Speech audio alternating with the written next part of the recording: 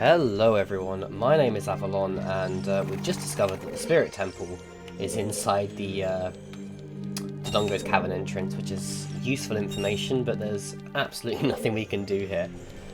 So this is just a brief series where I'm going to play through a Legend of Zelda Ocarina of Time randomizer, whilst banging on about Metroidvanias, really. I spent last episode very poorly defining what I think a Metroidvania is. I can't go up there yet, okay.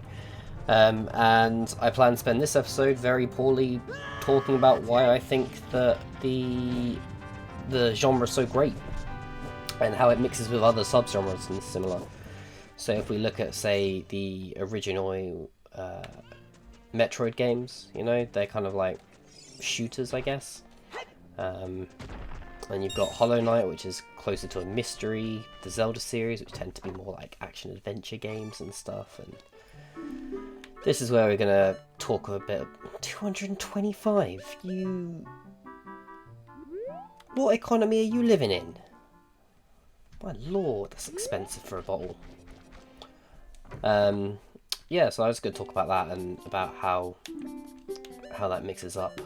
Fire arrows are 145. Blue rupee 15. I haven't got the right wallet. That was about to be a big mistake. Get a new wallet before I blow all my money on that, I think. Let's go and try my luck at the arrow game. But yeah, so you know, like these games, they're great adventures and they tell a clear story, and I'm not saying that the original Metroid doesn't tell a clear story at all, but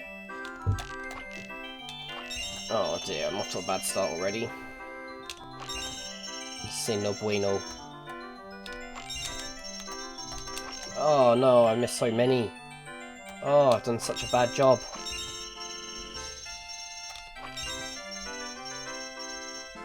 He's not even gonna give me a free go. Oh, he will give me a free go. Oh, thanks man. You're the best. It's really hard to do this with the controller I'm using is just so sensitive. You can see like every little touch I'm giving it is just moving it a mile and a half.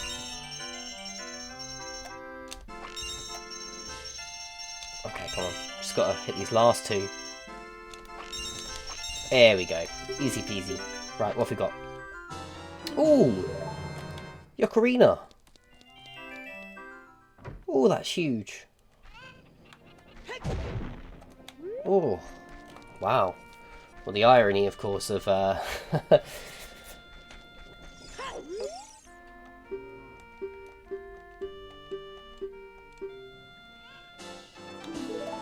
thanks, actually. Thank you so much for that. But yeah, the irony, of course, of talking about Metroid being a shooter and this being more of an adventure whilst I walk around, you know, trying to shoot things in a gallery. But no, and it, you know, like I talk about, not great. Like I talked about last time, you know, it was always interesting to me anyway that the question of linearity ended up being such a big argument, I guess. Like, for me, the games are linear, which is needed really to tell the story in the way that they tell them. I feel like games like Hollow Knight, where they tell their story as a mystery instead of here's what's happening. You know, they fit a non-linear sort of progression more. It doesn't make sense that if you were researching, say, in real life, an Egyptian tomb, and you were, you know, going through bit by bit, that's annoying. To then have it kind of spit back out that you can only go into one section when you learn a certain piece of knowledge. It just doesn't make sense. You'd learn something, you'd be like, oh, I want to go and see that. Take, for example, for me, anyway, the City of Tears was an interesting one. I was like, how on earth is it raining? This game's supposed to be underground. So I went and I looked around, and you can obviously find out that you can actually go above the City of Tears and find the Great Lake. Which is, you know, I think it's cool anyway, like little bits of world building like that, but also it fits in line with their method of storytelling, whereas, oh my god, just roll into the box, there we go, there's nothing in there. So yeah, that's where I stand on that anyway. But yeah, it always impressed me that these sort of games, they could have so much linked to them. I think that if you really wanted to, if you look at, for example, Need for Speed Most Wanted as a game, you could potentially create a sort of game where you have a racing game that's in a sort of Metroidvania style, which, having said it, actually sounds pretty awesome. But I don't know. You'll see. You know, it depends on what people make and what they decide to do. The only thing that I really dislike is when they go too non-linear. You know, and this is kind of what I suggested that I'd be talking about last time. If you watch that, that I would be discussing sort of non-linear gameplay in Metroidvanias and how I feel about that. And I think A Link Between Worlds is probably a really good point to discuss this if you compare it directly with A Link to the Past. And I'm not saying that they're the same game. I know there are some people out there that do say that, but those people are, you know, wrong. But it is always interesting to me that the two games, they're in the exact same map, in the exact same place and similar. And they have really similar item pools as well. But and even down to like the dungeons and stuff are so similar to the Link to the Past games. It's a really good comparison in my opinion. But you get things like, so in A Link to the Past, assuming you follow the true linearity, again, like I said last time, I appreciate you can do some of the temples out of order in the Dark World, but I'm sticking with the idea that that was a developer oversight more than an intentional decision. And you know, you absolutely can do that if you want. You can mix and match and stuff, but on the whole, it's a pretty structured game where you go from point A to point B to point C with no deviation from that, unless you're going for side quests and stuff. Whereas A Link Between Worlds, you know, you rent the items from the shop dude. He's all like, "Hey man, I got this item." You're like, "Yo, cool, I want that item." And then that's my great in detail description there of that. But the game can't assume that you have items. So you take the hook shop, for example, and you go and do the dungeon there, or like you take the hammer and you go and beat up the little moles that block. I can't remember which dungeon's which, to be honest, but you have to beat up some moles to get over a bridge. The game can't assume that you've done any other dungeons. It has to presume that that is the first place you've been to. And the game really suffers for that. There's no real difficulty curve because of that limitation. And like, ooh, that is actually handy. And yeah, you know, I appreciate that there has to be the limitation at some point. I get that.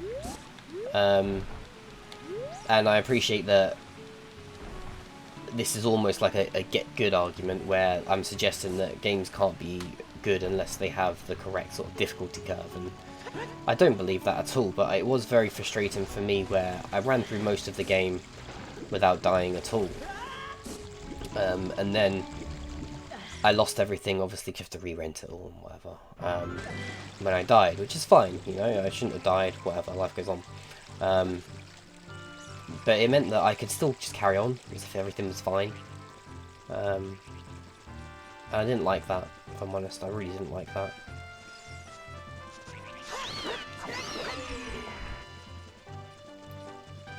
So, yeah, I thought it was weak.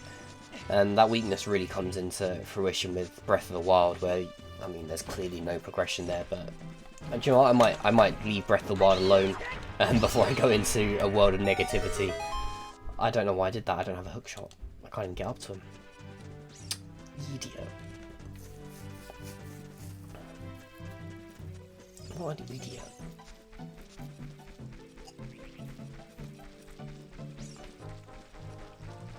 Kind of stuck on what to do here. So Jabby Jabby's belly is in the Great Deku Tree. So that.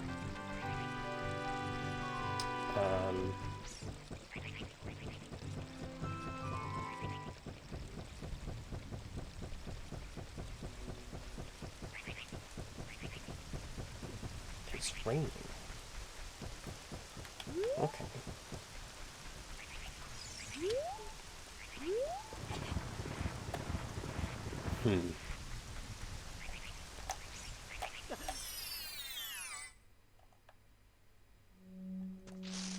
I can't remember if these guys were randomized or not.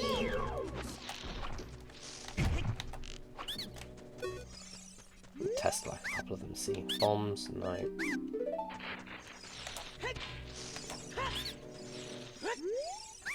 Arrows, nah, they're not randomized. I left these guys out, obviously. But yeah, I think the best example, for me anyway, of non-linearity within a Metroidvania style game is probably actually from Majora's Mask. And I will absolutely go on a bit of a gushing spree about Majora's Mask at some point, because it is by far the greatest game of all time. And I know there was a time when that was, you know, not the thing to say, because why would you want to play Majora's Mask when you could play Ocarina of Time? But then it became cool and edgy to hate Ocarina of Time, which is another thing that really winds me up. But you know, it's what it is. People like to hate things now. It's cool. But no, Majora's Mask it really deals with lack of linearity really cleverly.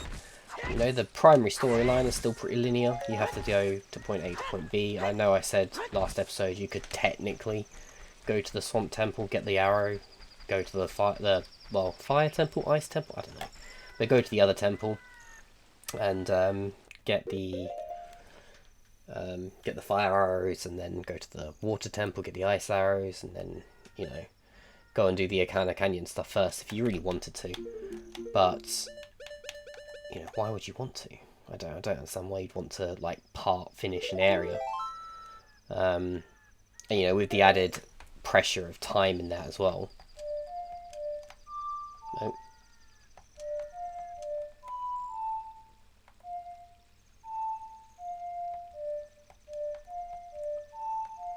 There we go.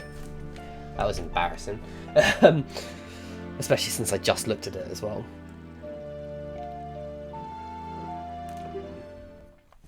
I kind of need to go here and hope that there's something, because I am running out of ideas where to go. You know, I'm really struggling. Find out what temple this is anyway. So we know that the spirit temple's in Dodongo's cavern, so this could be something very different or very similar. It's the fire temple. Okay. That's, I mean, not the worst news I've had, but it's definitely not the best news. It's not anything I can do much with. Pretty sure this is the hot section, so I can't actually explore here much.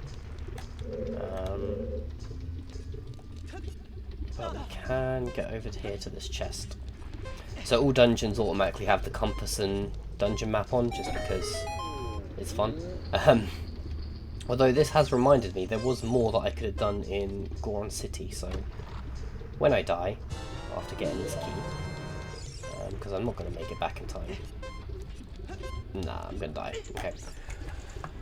So when I respawn, we'll head over to the Goron City and go and finish up some bits in there. Game over.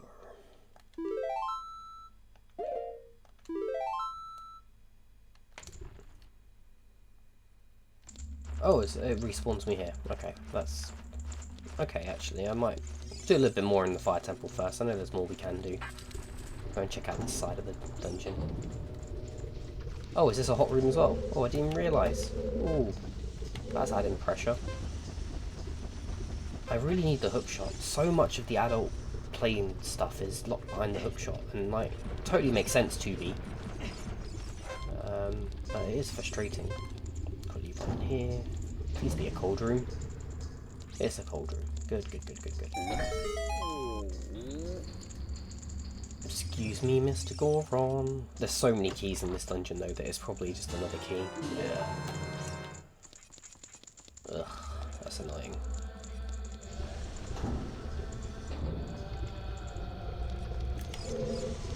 Oh, is this the naughty music? Oh, oh dear. Oh dear. Oh dear. Oh dear. Oh dear. We can need to be quick. Just a quick look across. Is that a key door? It is a key door, yeah. So if we can just that link cool off for a second, you know. But I mean, logically. Oh my gosh. There we go. Logically, I shouldn't be able to do this dungeon yet because this is set to be glitchless. So without the Goron tunic, I shouldn't be able to do it. And I haven't been able to get a wallet to get a bigger Goron tunic. But like I said, there's more to do in Goron City as well, so we'll see. 12 seconds. Oh, that's going to need to be a quick run. I don't think I'm going to be able to make it. And I think it's going to be heading back to Goron City time fairly soon. Ah. Oh well. Cool. What we'll do, we will quickly load that back up. I can't believe it keeps saying back to a shop. It's so weird. I wonder what that's all about.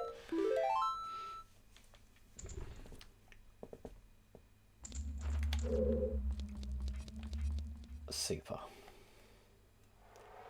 Oh, I forgot you get a song just for stepping out. What did I get? The bomb bag! Ooh, that's useful. Ooh, that opens up an awful lot of stuff. That really does open up a lot of stuff. I'm just trying to think about, you know.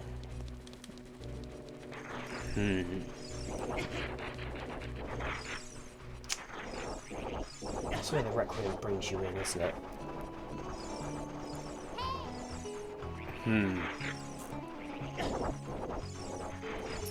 Now, gosh, I need to make sure I don't die again.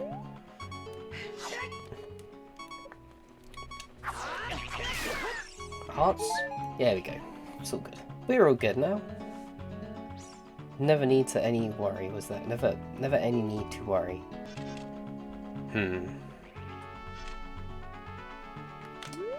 I'm sure there was much questions to be asked. Please give me hearts. Oh, that's arrows. I don't need arrows, I need hearts. Oh, dear me. Ah! Heart? Please? Still no hearts, okay. Well, if I do die, I die. You know, we'll have to go for it.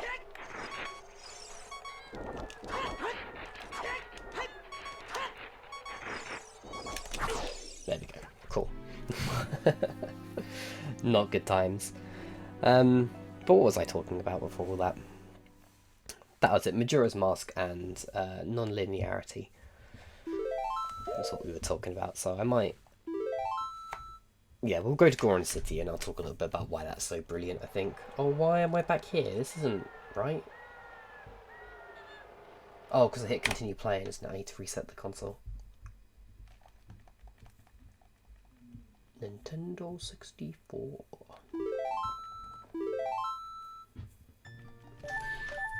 Yeah, so, you know, it keeps its core intact quite effectively. By still requiring you to have that linear progression moving forward and stuff. Oh, I've got bombs. I can blow up this now as well. I can blow up the one in the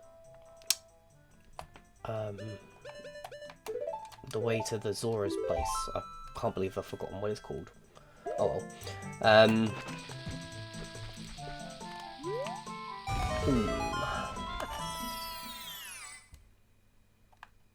The only thing is with bombs coming so early into this is there's so much to go through. But yeah, Majora's Mask, you know, you've got the linearity of things, and you've got the progression that's still there, so they can still have their storyline, but they don't really use it because of the time stuff. So there's not like, you know, there is an overarching... Oh, did I not blow this up when I was here?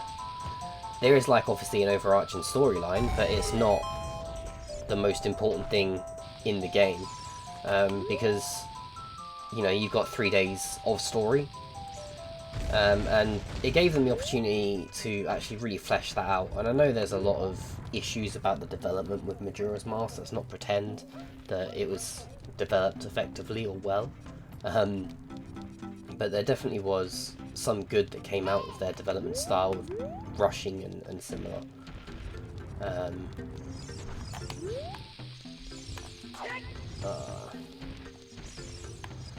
Now we're going to have to watch me be absolutely awful at doing this.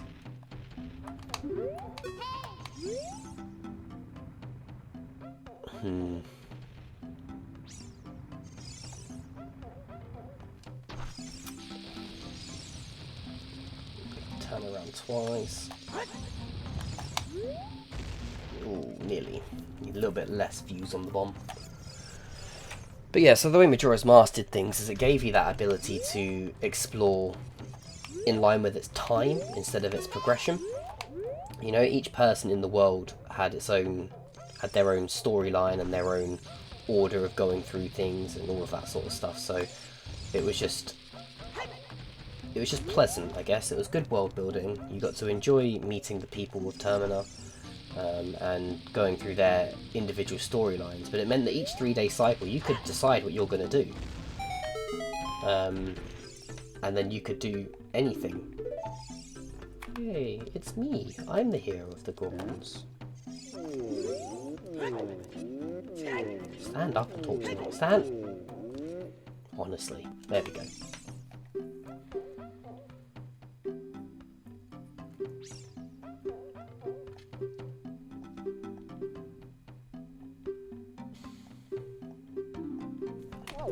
It's a sad story, isn't it? Let's ask him about the Gorons.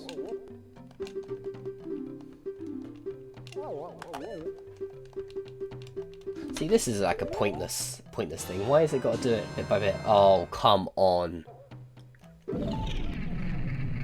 I shall be frozen. I am a fool.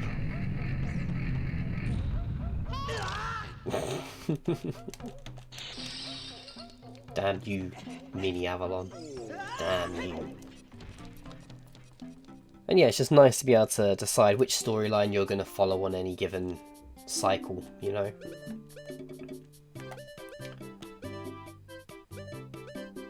Oh, capacity upgrade for the Deku Sticks, that's handy. Cool.